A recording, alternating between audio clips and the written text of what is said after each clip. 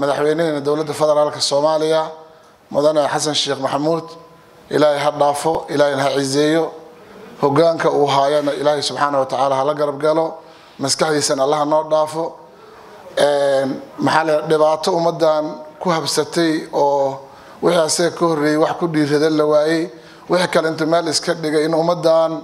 waxba u harsaneen loo badbaadiyo dhiigoodii dadnimadooda ayuu dharka u dhigtay ilaahay ha barakeeyo subhanahu wa ta'ala madaxweyne Xasan madaxweyne waxa soo noqonin waxaan ku leenahay inta yarto aad joogtid madaxweyne dalkan inta loo doorto ku soo noqdada ugu horeeyay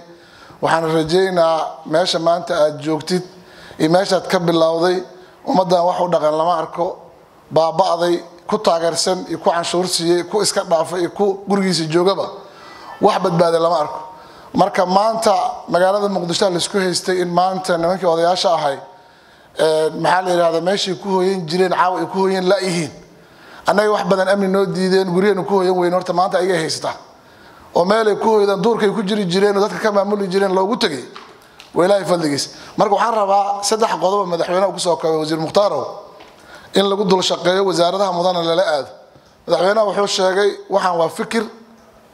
fikirkaas dadkii mudnaa inay qabtaan oo ka hortagaan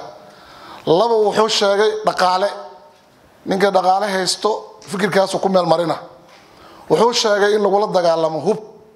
wasaarada iska leh oo arintaas ayada ku haboonta inay ka shaqeeyaan saddexdaas qodob madaxweynaha u qorsheeyay oo u dajiyay wasaaradda diinta iyo awqaafta ugu mudan oo wax dadka loo leenayo qof wuxuu ku dhaafay la arkin la ilaaha illa allah ugu qaalisan wax ilaahay qof u bani aadana u si sax qof ilaahay bani aadana muslim ama insaan ah wax ilaahay siisto wax ugu qaalisan maayta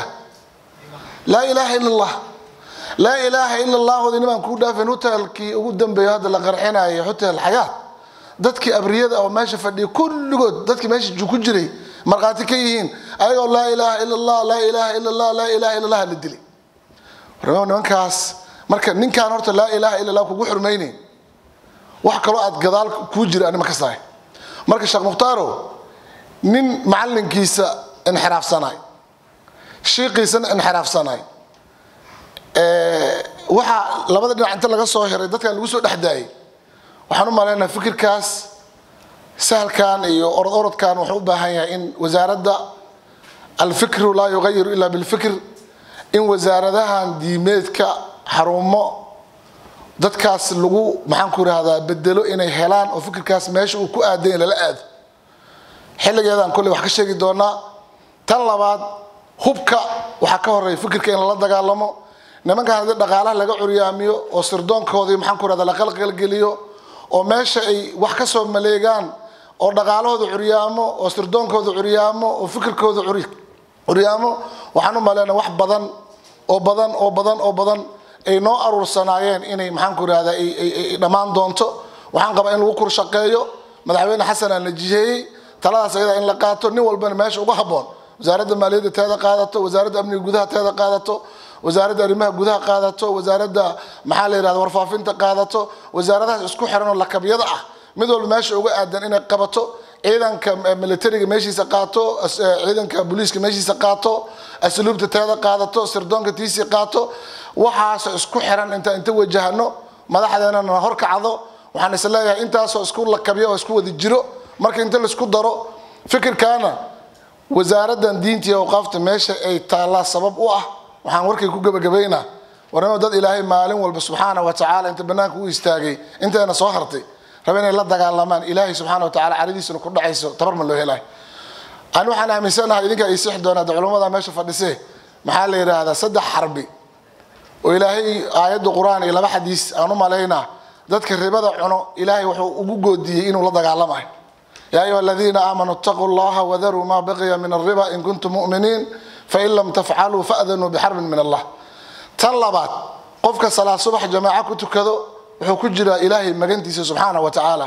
ما قهرتنا اللي قد لي صلاة الصبح مساجد كصباح هذه تنسى دحات إلهي وحنا شيء أوليديس من عاد لي وليا فقد آذنته بالحرب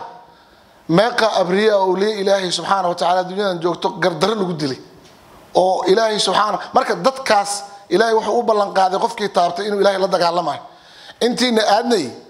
warnimo meeshan ka wareernay talada nooga luntay tii ilaahayna subhanahu wa ta'ala waa ka soo tagnay to kalena maana gaarin tan ilaahayna anfacaysay inta gadaal u soo noqon oo aqligeena shaqeeyo oo maxaa la yiraahdaa madaxdeena ay garato war waxa naga qaribay intay ka qaribeen war kitaabkan ilaahay subhanahu wa ta'ala meeshii uu yaalo iyo dadkii ehelka u hay kitaabkan ilaahay oo dayacan ay musiibadan ka timid dadkii kitaabka ilaahay ehelka u hay yarfa illahu bi hada alkitab aqwaman wa yad'u bihi akharin dadkan ehelka u hay indhaha u hay dhagaha u hay wax ka maqli jireen waa dayacayiin dadkaas kor loo soo qaado ummadana deerto inay islaaxdo hana wasaaradda Allah wasaaradda maxaan ku raada xajka iyo salaada iyo nikaax iyo shaqul kuma leh dadkan diinteeda dad wasaaradda loogu talagalay inay waardiyayso waaye ana ayadaan ku kabanahay markii dadkan kitaabka ilaahay meesha ugu sarreeyay la geeyo dalkan waa hagaaga ilmahaas yarko wareersano jahwareersano in xaraafsano markaas laga adkaana laakiin inta kitaabka ilaahay wax kala ka qoreeya annaga inta la joogayna assalamu alaykum wa rahmatullahi wa barakatuh